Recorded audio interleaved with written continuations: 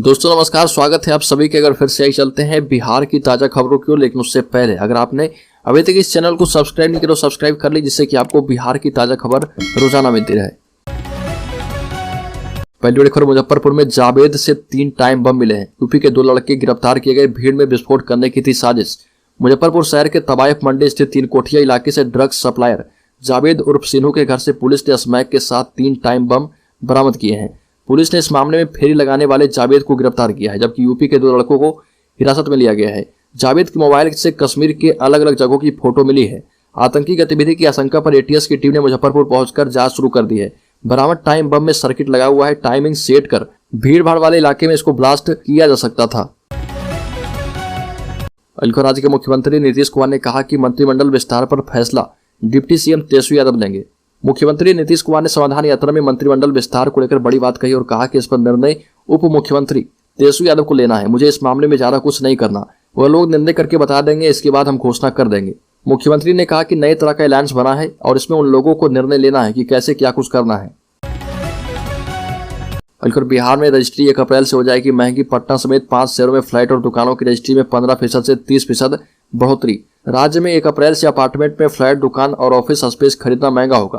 कारण है मद्य निषेध उत्पाद एवं निबंधन विभाग ने Bihar real estate regulatory authority के नए नियम लागू होने के बाद घाटे को दूर करने के लिए रजिस्ट्री शुल्क में बढ़ोतरी की तैयारी कर ली है। इसके तहत सभी जिला अवर निबंधक से रेरा के नए नियम से होने वाले घाटे की भरपाई के लिए प्रस्ताव मांगा गया है। निबंधन विभाग के अधिकारियों के मुताबिक सबसे पहले राज्य के 5 जिलों में शुल्क की बढ़ोतरी लागू कर दी गई है, जिसमें पटना, मुजफ्फरपुर, भागलपुर, गया और पूर्णिया शामिल है। राज्य के मुख्यमंत्री नीतीश कुमार 14 फरवरी को मुजफ्फरपुर पहुंचेंगे। Integrated command and control system का करेंगे उद्घाटन।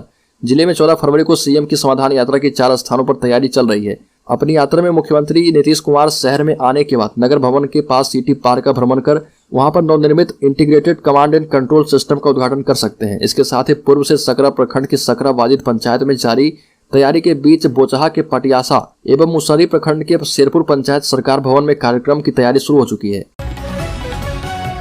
तेजस्वी के हाथ में बिहार की कमान। सीएम नीतीश ने कहा कि कैबिनेट विस्तार पर डिप्टी सीएम करेंगे फैसला। मुख्यमंत्री नीतीश कुमार ने बिहार के सत्ता की कमान पूरी तरह से तेजस्वी यादव को सौंप दी है। समाधान यात्रा के दौरान उन्होंने इसको लेकर बड़ा बयान दिया। बिहार में कैबिनेट विस्तार को लेकर उन्होंने कहा कि इसका फैसला उप मुख्यमंत्री तेजस्वी यादव ही करेंगे।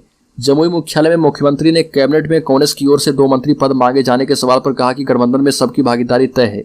यह भी कहा कि समाधान यात्रा से विकास के रास्ते तय होते हैं, जिलों में विस्तृत समीक्षा हो पाती है, साथ ही जिलों की समस्याओं का कई स्तरों पर आकलन होता है। साथ ही ये भी कहा कि 16 जनवरी को समाधान यात्रा के बाद वो समस्याओं का समग्र आकलन करेंगे। तेजस्वी यादव की बात दरकिनार करके कांग्रेस प्रदेश अध्यक्ष अखिलेश सिंह ने कहा कि मंत्रिमंडल का विस्तार होगा। कांग्रेस प्रदेश अध्यक्ष डॉक्टर अखिलेश सिंह ने साफ कहा कि मंत्रिमंडल विस्तार पर उप मुख्यमंत्री तेजस्वी यादव क्या कह रहे हैं मुझे नहीं पता। मैं इतना जानता हूं कि गठबंधन के नेता नीतीश कुमार है और मंत्रिमंडल विस्तार पर उन्हें ही फैसला करना है। मुख्यमंत्री पहले ही मधुबनी और कई बार मीडिया के सवालों में ये बात दोहरा चुके हैं कि विस्तार हो सकता है। वहीं एक सवाल के जवाब में अखिलेश सिंह ने दावा किया कि पूर्णिया के रंगभूमि मैदान में गठबंधन की रैली में केंद्रीय गृह मंत्री अमित शाह की रैली की तुलना में 5 गुना ज्यादा भीड़ जुटेगी। बिहार शरीफ में चोरों का आतंक। देवी मंदिर से दानपत्र के बाद माल बाबा के मंदिर से चांदी के 2 मुकुट चोरी किए गए। बिहार शरीफ के शहरी क्षेत्र में इन दिनों चोरों का आतंक बढ़ गया है। यहाँ पर कुछ माह से चोरों के निशाने पर मंदिर है।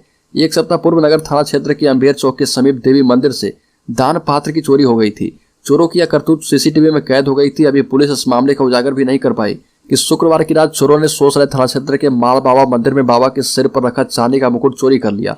मंदिर के पुजारी रामजी पासवान ने बताया कि मंदिर का ताला तोड़कर 2 मुकुट की चोरी कर ली गई है।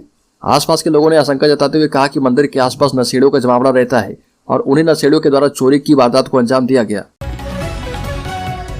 राज्य के पूर्व उप मुख्यमंत्री सुशील मोदी ने कहा कि बिहार में महागठबंधन की सरकार के बाद जातीय और सांप्रदायिक संघर्ष की घटनाएं बढ़ गई है। राज्यसभा सदस्य सुशील कुमार मोदी ने बिहार में जातीय और सांप्रदायिक तनाव की बढ़ती घटनाओं पर चिंता व्यक्त की। छपरा में राजद समर्थकों के द्वारा एक युवक की निर्मम पिटाई कर हत्या के बाद आज तक मुख्य अभियुक्त की गिरफ्तारी नहीं की गई है। पूरे इलाके में भारी तनाव है। हत्या के बाद आक्रोशित भीड़ के द्वारा की गई घटनाओं की आड़ में निरपराध लोगों को परेशान किया जा रहा, अपराधियों को पकड़ने के बजाय आम नागरिकों को गिरफ्तार किया जा रहा। उसी प्रकार गोपालगंज में क्रिकेट के दौरान एक युवक की हत्या के बाद इलाके में काफी तनाव है। वहीं केंद्रीय मंत्री पशुपति कुमार पारस ने राज्य सरकार पर आगामी लोकसभा चुनाव को लेकर जातीय उन्माद फैलाने का आरोप लगाया। वहीं केंद्रीय मंत्री ने मुबारकपुर में मृतक के परिवार को 25 लाख रुपए और परिवार के एक सदस्य को सरकारी नौकरी देने की मांग की। बल्कि झारखंड के मुख्यमंत्री हेमंत सोरेन से मिले बिहार के डिप्टी सीएम तेजस्वी यादव ने कहा कि झारखंड मुक्ति मोर्चा एवं राजद साथ लड़ेंगे 2024 का लोकसभा चुनाव। बिहार के उप मुख्यमंत्री एवं राष्ट्रीय जनता दल के नेता तेजस्वी यादव रांची पहुंचे। रांची एयरपोर्ट पर राजद कार्यकर्ताओं ने उनका गर्मजोशी से स्वागत किया।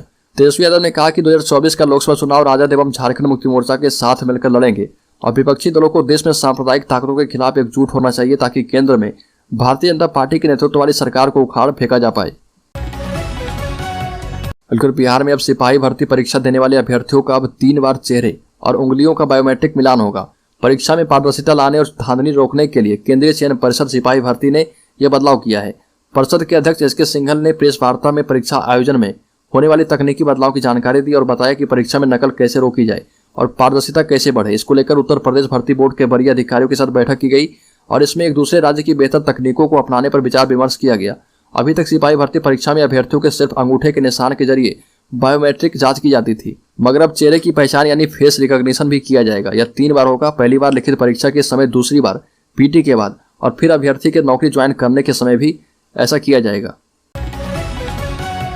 अब बिहार में जमीन रजिस्ट्री से पहले स्थल की जांच करेंगे सब रजिस्ट्रार। बिहार में जमीन की रजिस्ट्री के नियम में आए दिन संशोधन हो रहे और प्रशासन की कोशिश है कि जमीन की रजिस्ट्री में जारी भ्रष्टाचार को कम किया जा पाए। अब बताया जा रहा है कि जमीन रजिस्ट्री से पूर्व अब फिर से जिला अवर निबंधक एवं मुफस्सिल अवर निबंधक जमीन के किस्म की जांच करेंगे। विभाग ने यह फैसला जमीन रजिस्ट्री के किस्म एवं संरचना युक्त भवन को छिपाकर सरकारी राजस्व को नुकसान पहुंचाने का मामला उजागर होने के बाद ये किया है। अगर बीजेपी के लिए आई बुरी खबर, बिहार में चलेगा यूपीए का मैजिक। 2024 में 2019 से 25 गुना ज्यादा सीटें। लोकसभा चुनाव 2024 के लिए अब 1 साल से बस कुछ ही समय ज्यादा बचा हुआ है। चुनाव को लेकर सभी दल मिशन मोड में आ चुके हैं। इस बीच एक सर्वे आया है जिसने बीजेपी की टेंशन बढ़ा दी है। सर्वे के मुताबिक बिहार में बीजेपी को तगड़ा नुकसान होने जा रहा। 2024 के लोकसभा चुनाव में बिहार में कांग्रेस के नेतृत्व वाली यूपीए का जादू चलता दिखाई दे रहा। सर्वे के मुताबिक बिहार में 2019 के मुकाबले 2024 में यूपीए की सीटें 25 गुना ज्यादा बढ़ने का अनुमान लगाया गया है। देश की जनता का मूड बताने का दावा करने वाले सर्वे में कांग्रेस के नेतृत्व वाले यूपीए की सीटें कई राज्यों में बढ़ती दिखाई दे रही है और इसमें बिहार भी शामिल है। और बिहार में बाढ़ से निजात के लिए पटना हाईकोर्ट का बड़ा फैसला। केंद्र, राज्य और नेपाल सरकार मिलकर करे ये काम। पटना हाईकोर्ट ने कोसी विकास प्राधिकरण के गठन के साथ ही समयबद्ध तरीके से उत्तर बिहार में बाढ़ की सदियों पुरानी समस्या के समाधान के उपायों और संसाधनों की पहचान करने का आदेश दिया। हाईकोर्ट के फैसले के मुताबिक कोसी विकास प्राधिकरण में बिहार सरकार, भारत सरकार, नेपाल सरकार एवं अन्य हितधारकों के प्रतिनिधि शामिल होंगे। इसको समयबद्ध तरीके से बाढ़ से संबंधित जटिल मुद्दों को हल करने के लिए काम करना होगा। कोर्ट ने कहा है कि बाढ़ से होने वाली तबाही के संकट को समाप्त करने के लिए मिलकर काम करें।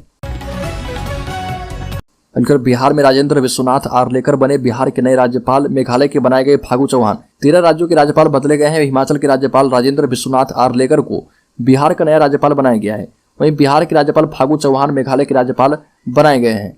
वहीं झारखंड के राज्यपाल रमेश बैस को महाराष्ट्र का राज्यपाल बनाया गया है और सीपी राधाकृष्णन को झारखंड का राज्यपाल बनाया गया। बिहार में विधानसभा चुनाव की तैयारियों में जुट चुकी है बीजेपी। बिहार में 2024 लोकसभा के साथ ही 2025 विधानसभा चुनाव की भी तैयारी शुरू कर दी गई है। भाजपा का लक्ष्य युवा है, जिसके माध्यम से वह लोगों को भाजपा के पक्ष में लाने की कोशिश कर रही है। जिलाध्यक्ष को लेकर दिल्ली में 8 जनवरी को बैठक हुई थी, जिसमें बिहार के 45 संगठनक जिलों में जिलाध्यक्ष के नामों पर सहमति बनी है और इसमें 60% युवा चेहरे हैं। हालांकि 1 महीने के बाद भी नामों की घोषणा नहीं हुई है। बीजेपी नेताओं का कहना है कि लोकसभा विधानसभा चुनाव में युवाओं को जोड़ने से मत प्रतिशत में बढ़ोतरी के साथ ही उनकी सक्रिय भागीदारी होगी और वो आसपास के लोगों को भी भाजपा से जोड़ेंगे, जबकि 45 से अधिक उम्र के लोगों को संगठन में अन्य जिम्मेदारी दी जाएगी। बिहार के मैट्रिक परीक्षा में जूते मोजे पहनकर पहुंचने पर अभ्यर्थियों को एंट्री नहीं मिलेगी। अभ्यर्थियों को चप्पल में ही प्रवेश दिया जाएगा। दोनों ही पालियों में परीक्षा शुरू होने से 30 मिनट पहले ही केंद्रों पर एंट्री रोकी जाएगी। देर से पहुंचने वाले अभ्यर्थियों को किसी भी सूरत में प्रवेश नहीं मिलेगा और जिले के 76 केंद्रों पर 2 पालियों में मैट्रिक परीक्षा शुरू होगी। इसको लेकर सभी केंद्र अधीक्षकों को निर्देश जारी कर दिया गया है। पहली पाली में 9 बजे तक और दूसरी पाली में 1:15 तक ही प्रवेश मिलेगा। मैट्रिक परीक्षा में बिहार में एक बेंच पर अधिकतम 2 ही परीक्षार्थी बैठाए जाएंगे और गेट पर सभी अभ्यर्थियों की सघन तलाशी ली जाएगी। बिहार बोर्ड ने कहा है कि भौतिक सत्यापन कर संतुष्ट होने के बाद ही केंद्र अधीक्षक एंट्री कराएंगे और इसके लिए परीक्षार्थी को पंजीयन कार्ड एवं प्रवेश पत्र के साथ Aadhaar card, voter ID card, driving licence, PAN card, passport या फोटो युक्त बैंक पासबुक में से किसी एक को उपलब्ध कराना होगा।